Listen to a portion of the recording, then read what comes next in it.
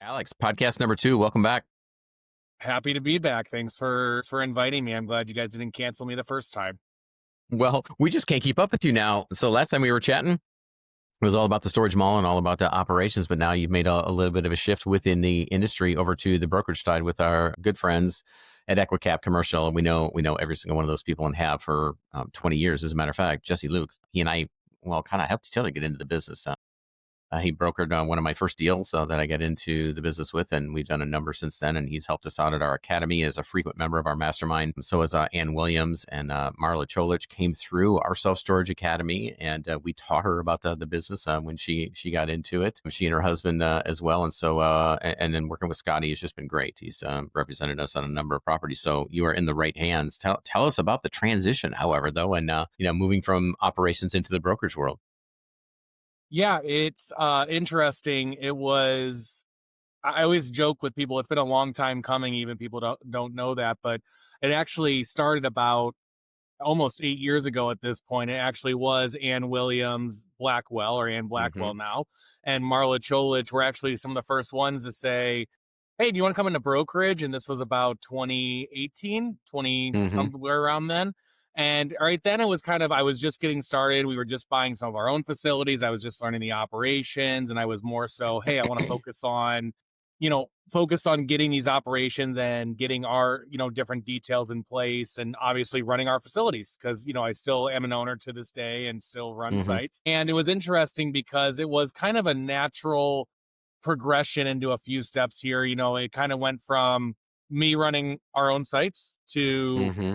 phase two was actually brokers like the people you just mentioned, Scott, Mm-hmm. Jesse, Marla, et cetera, kind of saying, hey, we really don't have a management company that can help us in these third party Mm-hmm. markets and Yep. these other areas. So Mm-hmm. I've worked Mm-hmm. with the team at EquiCap for, I would say always counterparts for the last 5 or 6 years. And that's Mm-hmm. some of the reasons that the Storage Mall Management Group has had, a large Wisconsin presence with Scott Rim Mm-hmm. up there, and great work he does. That's why we have a Missouri and Illinois presence with Marla, and that's what Mm-hmm. Jesse has got us in. So like, a lot of properties have came from them. We've had a very, very tight knit and close working relationship for many years. Mm-hmm. These guys have always said the door's open if I ever wanted to make a move or make a change. And so I've had my real estate license. I've worked through, brokering deals for some of our management clients and other people in the background for many years. And so it Mm-hmm. was great to be able to, they gave me an opportunity and said, hey, we'd love you to work alongside of us, covering more of Illinois, more of Missouri, and some of these areas that I have been. And, it was time for that next challenge. And, but it doesn't feel like it's a new challenge, but it's not a complete pivot. That's what I wanted to say. It was like, where do I want to go Mm-hmm. from here, and what do you do next? And Mm-hmm. and I'm like, I've done the brokerage stuff. I've been asked for years. I kind of naturally steer that way as I enjoy interacting with people in those regards. And, Mm-hmm. when the opportunity came, there was really nobody else I wanted to talk to about this. And when they said, yeah, let's do this, it just was natural timing, I guess you could say. And so still a lot of great, the management company's in great hands with my family here. And love Mm-hmm. seeing them run, our client sites and their Yeah. different, the different properties, including my own, and excited to see how everybody can grow in different ways here between Mm-hmm. management, brokerage, et cetera. So Awesome. Awesome. Was that difficult? I mean, you've been in the family business for a while. To break away, whether you miss the operation side or the family side. Tell me the hard in that.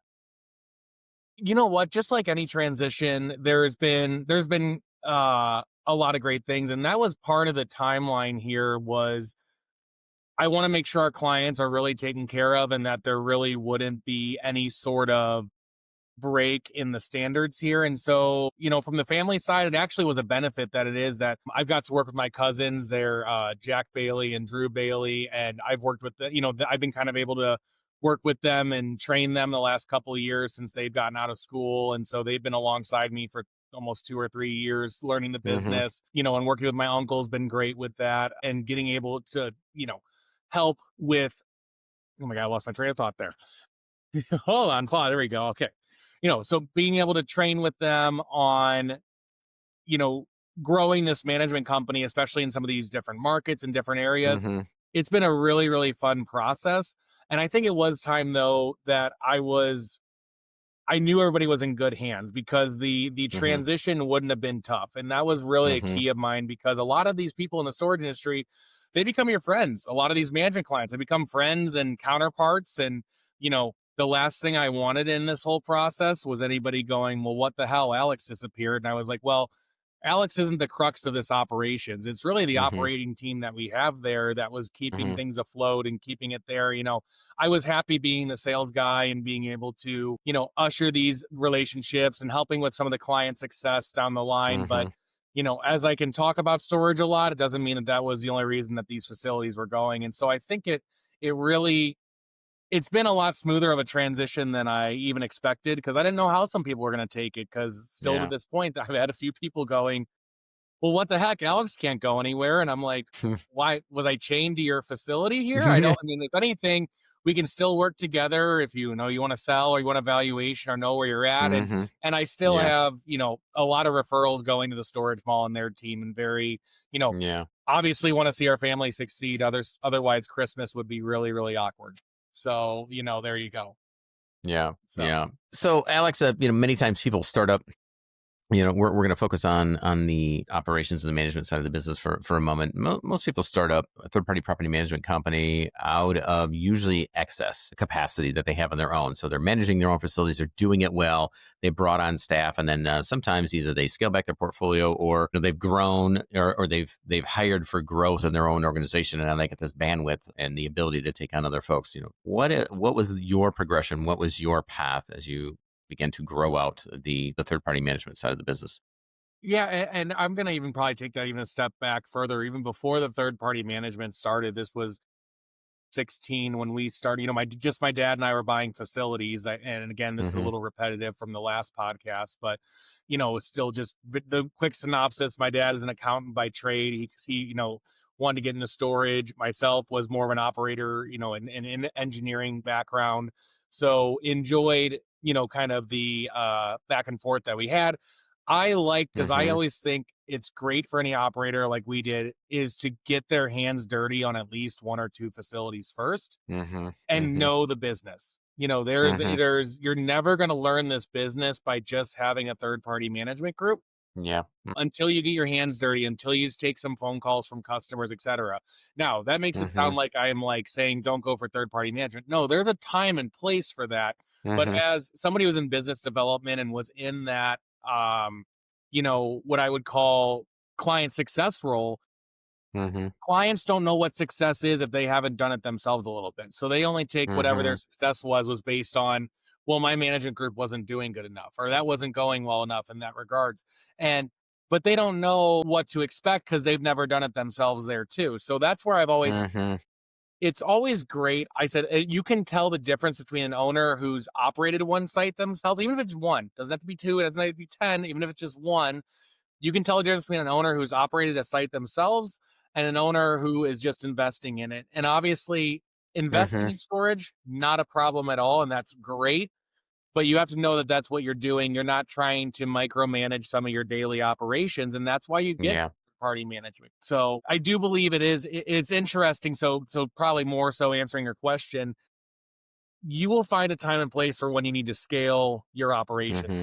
We tell a Yeah. lot of people is you get that first facility. Now, do I want to focus on operations or do I want to focus on buying more? And that's kind of where the trade off will start in. And that's where you're hearing this phrase, and we can expand on this a little bit, is it's the dawn of third party management, is what somebody said the other day, is that third party management is popping up everywhere and everybody's going with that. So that's kind Mm-hmm. of where I think a lot more people are heading towards that naturally and just don't get caught not knowing how to run a Mm-hmm. facility yourself before you transfer that over.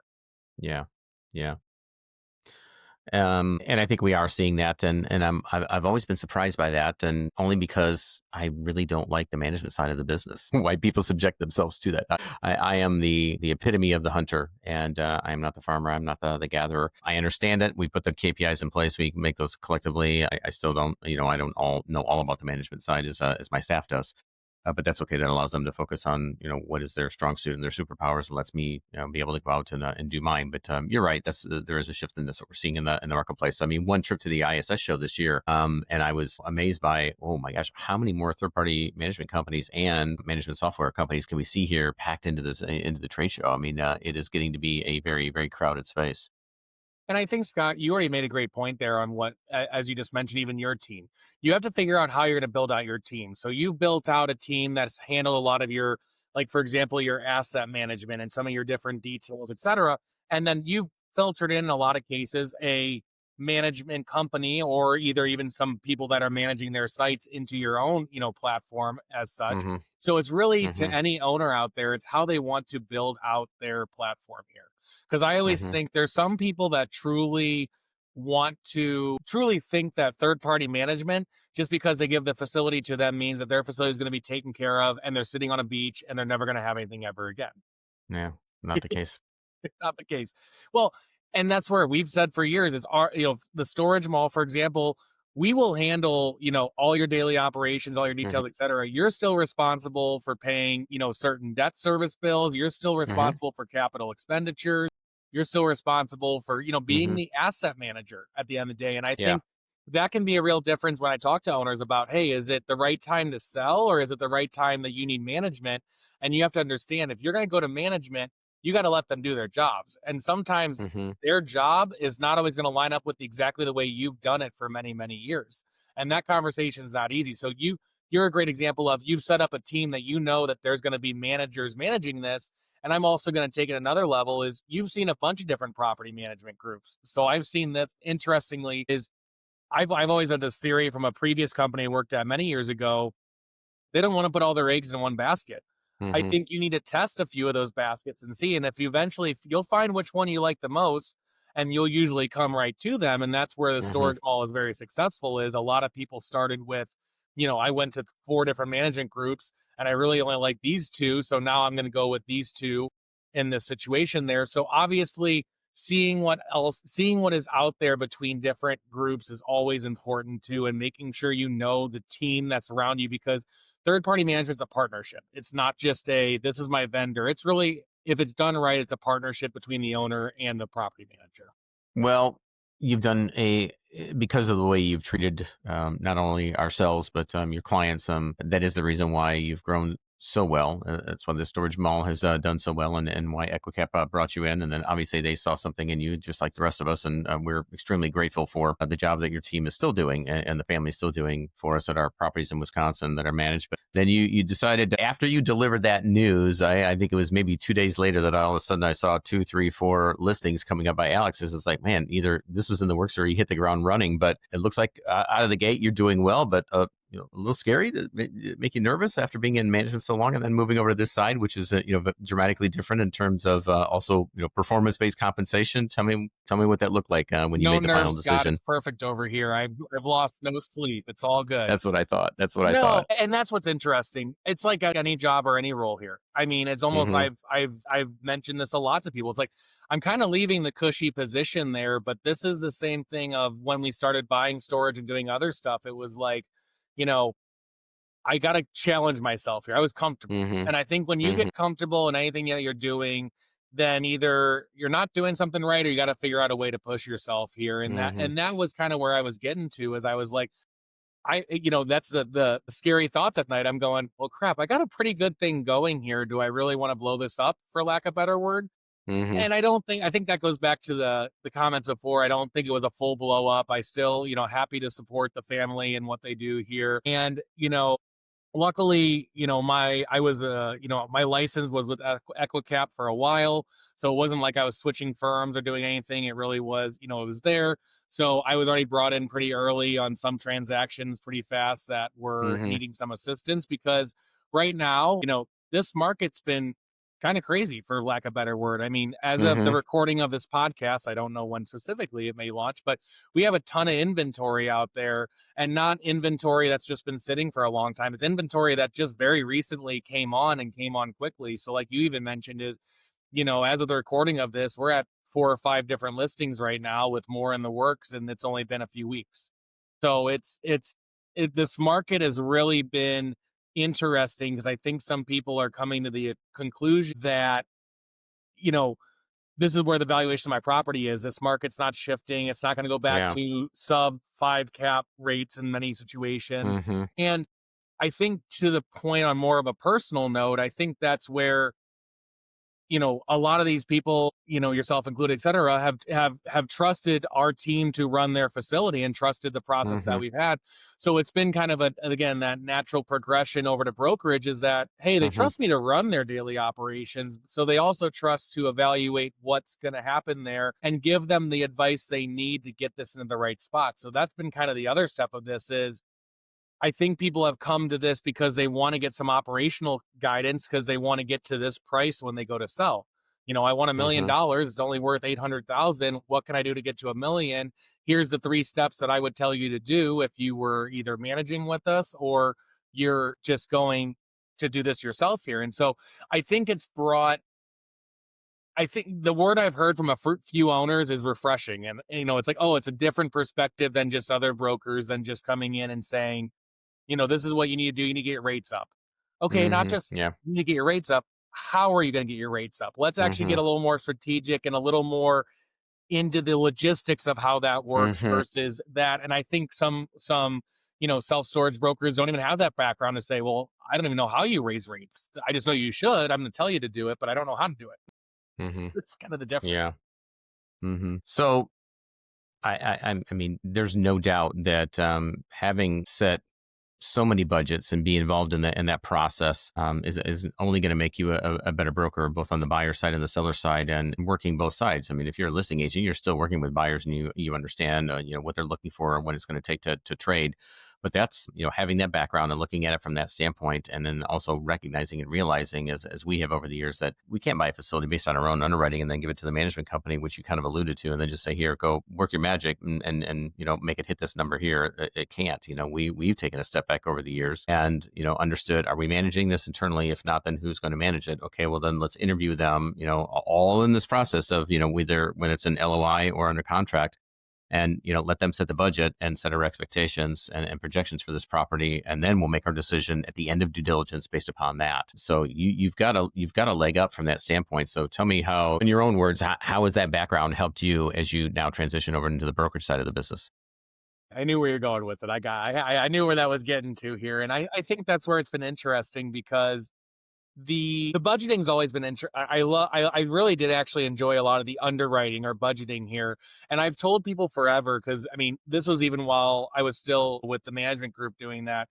It was interesting because they would say, I'm looking at this property. Will you provide me a budget on what you would be able to, or a proposal on what you'd be able to do? And they'd Hmm. always be shocked because I'd say, no. And they go, why?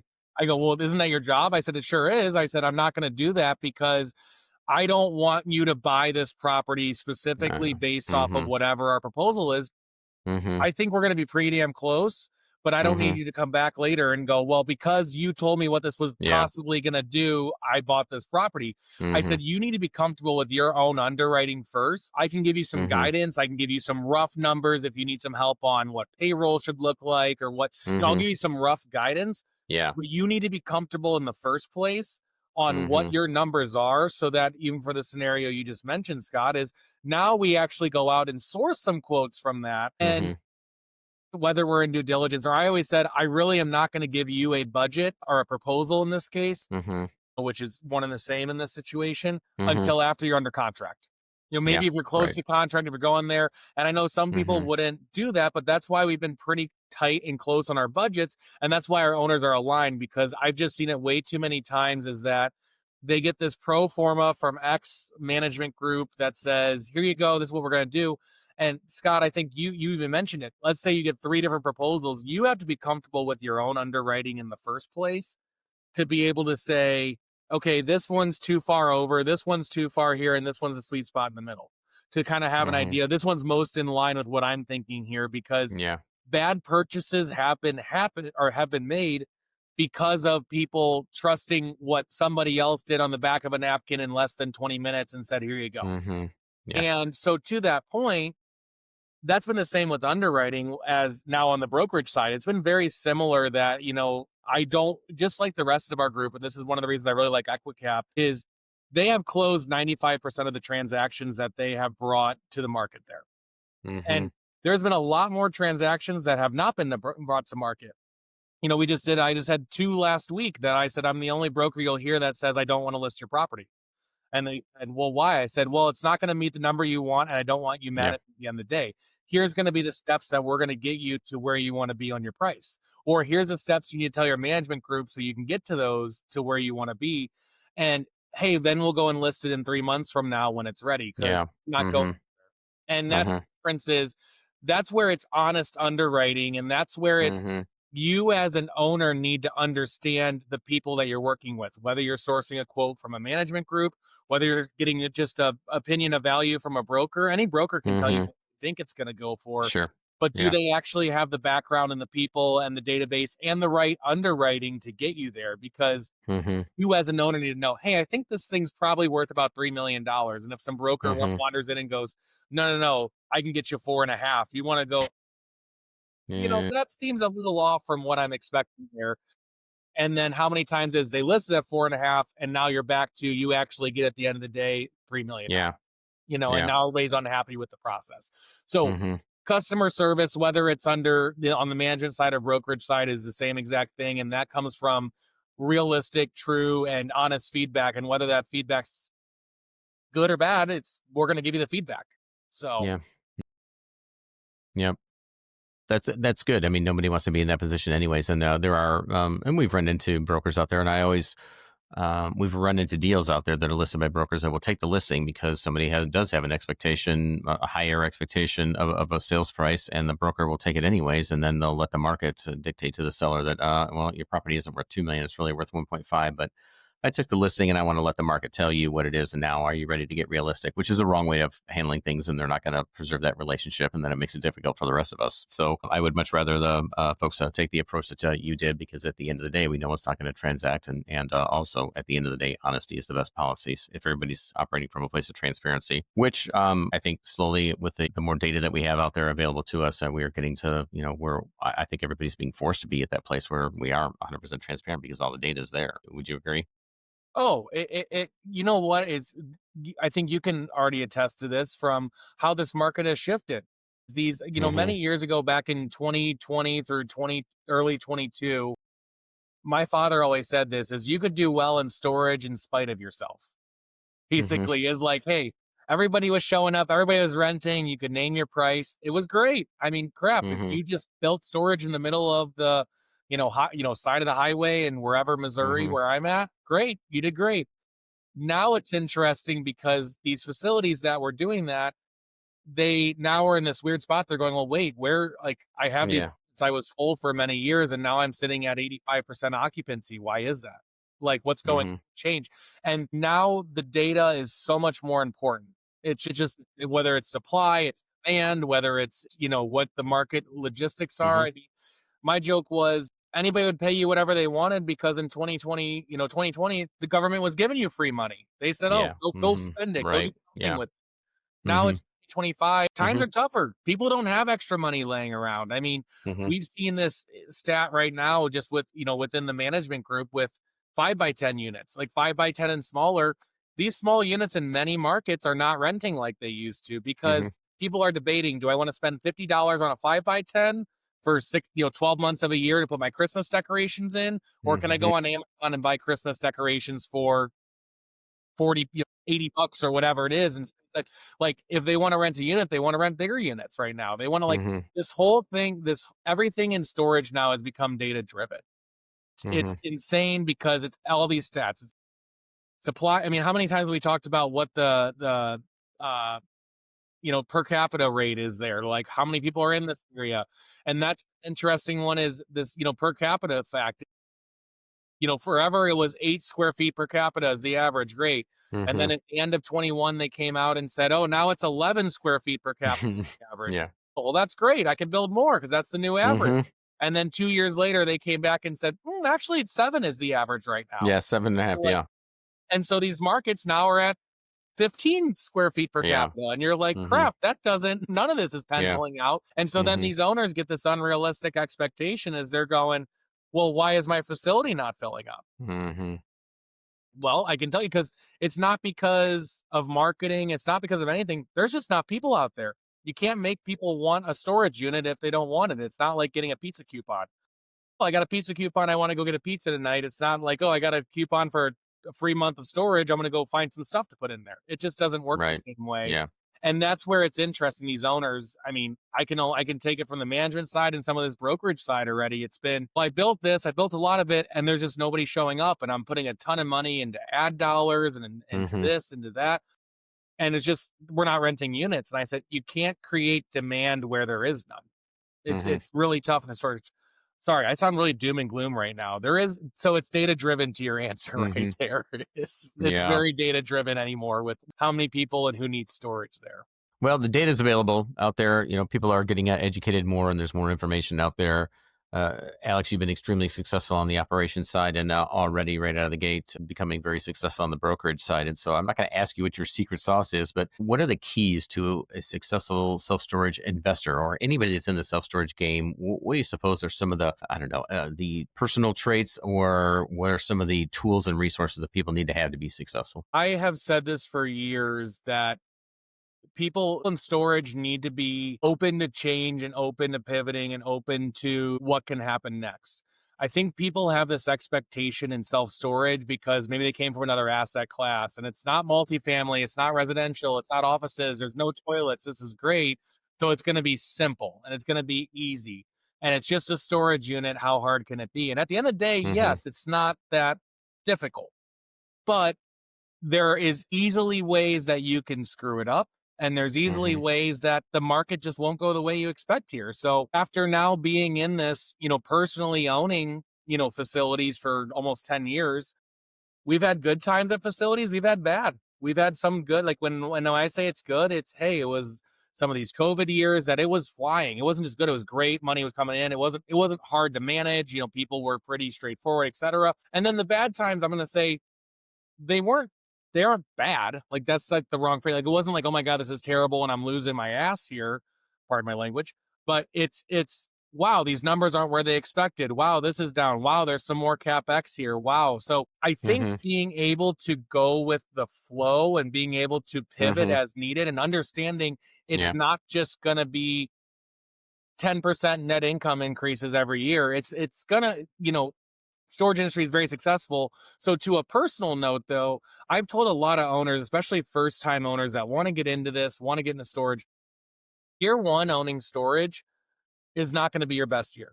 Again, Yeah. I'm sounding like I only go for the negative here, but I promise I'm trying to just be No, realistic. it's the realistic. That's all we're Yes, asking for. it's not negative, it's just realistic. I've had these owners that, oh my God, these projections look great. And we used to do in our proposals, we do one line item that says miscellaneous one-time expenses, and it would have zero next to it. And Mm-hmm. it just says refer to page whatever. And we go to that page and it would have a list of, hey, this is only all going to happen if these criteria are met. So I Mm-hmm. think I may have said this on my last podcast. I apologize. But the big four things that I've talked about forever is from the operational side is got to have new signage on your property. That same old Yep. sign's not going to work. Guess what? Signage Mm-hmm. is not cheap Mm-hmm. anymore. You have to get some new lights on property. People don't want to be there in the dark at night. You got to get some new cameras because that's just an expectation anymore. And if you have a gate or access control system, you probably got to upgrade it to something that's cloud based. Depending Mm-hmm. on the facility, right off the bat, that can be anywhere from ten to $20,000. Now, some may already have that in place and it's less, but if your income for that year on a small site was only going to be $24,000, year one, $20,000 is going to be, that's a hit. And you're not going to make very much there, but you're also now set up for long-term success because the Yeah. last thing you want on those same capital expenditures is doing that over and over year after year, getting hit with $6,000 light bills and $6,000 camera issues. And I mean, that those will add up. Mm-hmm. Yep. Owners going with the flow is going to be really key there. And Mm-hmm. I think understanding that storage is a great asset class, but it's not going to be perfect all the time and it's not easy. Like, you have to understand that there'll be really good times, there'll be really bad times, but don't get discouraged because of that, because every site has great moments and bad moments. You just got to make sure you do the due diligence to make sure it's the site and area that you want it to be. And the site will go very, very well. Well, and that's to be honest with you, that's why we created it. That's why I created, you know, the industry's first mastermind, the self storage mastermind, and that's because I wanted access to more data and more people, that are in different markets and different size facilities, so that there was an understanding of an expectation when we go into a property, rather than just the underwriting or the broker telling us one thing or the seller telling us something else. And so just to have that pool of knowledge to be able to dive into, just makes it so much easier. And to what it's to see what it's grown to. I mean, everything that you just mentioned in those conversations that we're having inside the mastermind, so that everybody becomes a better investor. We just continue that. The tide continues to rise inside of there. And yes, I built it to grow a community, but some of it was self-serving. But it's just amazing to see what happens when a group gets together. And then anytime you get into a whole bunch of folks in a room that are in the business, and you just get more viewpoints, data points, it just makes investing that much not safer, but just more comfortable, and without as many blind spots when you head out into the marketplace. And let me even add a step to that. The mastermind, fantastic group. I've said this for years. We've had many of your, I've worked with many of your mastermind members, whether from management or Hmm. even on the brokerage side, et cetera. And it goes back to the same thing you mentioned, or we keep talking about here, is the data. And really, Hmm. what is your data source? It's kind of like that's a big thing in today's industry too, that it's crazy the amount of data you can Hmm. get in the wrong spots, because the Hmm. mastermind, great group, a lot of Hmm. usually owner operators that are Yep. actually doing this firsthand and seeing it. Hmm. Maybe they even have a management group, but they're still actively involved. They're Hmm. getting firsthand data. It's really aggravating to me as a broker or operator. Or really, I'm going to actually do a shameless plug here right now. Is I'm part of the Missouri. I'm the president of the Missouri Self Storage Association, and Hmm. I'm on the board of the Illinois Self Storage Association. So Hmm. going to good data points like your other Yeah. association members or other spots is so, Hmm. so, so important. Hmm. All I'm going to say is don't take your facts from Facebook, like the Facebook groups out there and other stuff. Like, don't I go in there and I see somebody putting a legal question about I how know. I should auction a unit in my state, and I'm glad at least there's so many good people in this industry that at least say, Right. go talk to your association. Yeah. So if you're in the state of Missouri, give me a call. I'm happy to talk you through the legal process. Hmm. Just going to tell you to sell your facility. I promise. I want to actually make sure you're doing this the right way. Cause like you said, we've joked about this as an association for many years, and same thing like a mastermind or another group is the problem isn't the people that are at the associations or meetings or at the mastermind. It's the ones that Hmm. aren't. It's the ones Yeah. that are not there and Yeah. actually not Hmm. trying to learn and not trying to, Hmm. see what the market's doing. So it goes back to exactly the point is then you talk to some guy and he says, I don't know what you're talking about. What do you mean the market's not or is bad? I'm doing great Hmm. and you're just a Yeah. terrible operator. And then you feel like, Hmm. oh my God, I must be a terrible operator. And it's like, no, that guy has never No. done any, he's Mm-mm. never raised his rent in 10 years and he sat there No. 100% full and he's actually 90% full today and he just won't admit it. Yeah. Sorry, there's Hmm. my rant of the day there. That's where now No, no, no. I won't get invited back now after that to cancel it Well, of Facebook. course you will. Yeah. You are never disallowed from speaking at the microphone on the Self Storage Podcast for telling the truth. That's for certain. Well, Alex, it has been so good catching up with you once again, and so glad to see you in this role, because we love all the folks at EquiCap. We love EquiCap. Period. They've been a huge source of opportunities, of properties for not only the folks that are coming out of our Self Storage Academy that are getting into first time properties, and I see even some of those that you've listed right now are really ideal. That's kind of a sweet spot for for our members, for the first properties in those secondary markets. Bite-sized properties, if you will, and pretty much straight up and down the fairway. But just thankful for that relationship with that group, and glad that you're a part of it, and that we're not losing you completely, since you're not actively working with the management company as well. So that being said, now there's even more that rides on your income level and your success by getting your name and your contact information out there. So how do people get in touch with you, Alex? Yeah. So, and I think to your point is we really enjoy, we're, as a group, myself and, I'm based out of the St. Louis area. I enjoy working with all these owners in Missouri and Southern Illinois. Then no matter the size property, I know there's some brokers that'll only take over X size property, but the first three properties I've listed have all been under $1 million. So they're Hmm. all good kind of, starter facilities. I've been talking to a lot of first time owners. So enjoy working with people through the process and educating and doing this process here. So would love for you to reach out and talk with me. you can find me at EquiCapCommercial.com, Alex at EquiCap Commercial. They really went crazy there. So Alex at EquiCapCommercial.com. Find me on LinkedIn. I'm usually pretty active on there, at Alex Erbs. Yeah, I mean, that's about it. I don't know if I Yeah, need to get my phone number out. Send me an email and then you get my phone number and there you that's go. perfect. Yeah, let's keep it at that. Otherwise, you won't be able to sleep tonight. So, That's fine. Alex, always good I to need people chat. to call me so I can get commission here and see what happens. Keep this going. So Don't worry, they'll find you. They'll find you, perfect. Alex. Well, thanks so much for spending time with us again. And Storage Nation, you have been hanging out with Alex Erbs. I'm one of the most genuine guys and just most helpful guys in the industry. And so give him a ring if you are in the market for properties in and around the Midwest. Alex, thanks so much for your time once again. Thanks, Scott. Appreciate it as always. All right, take care, everyone.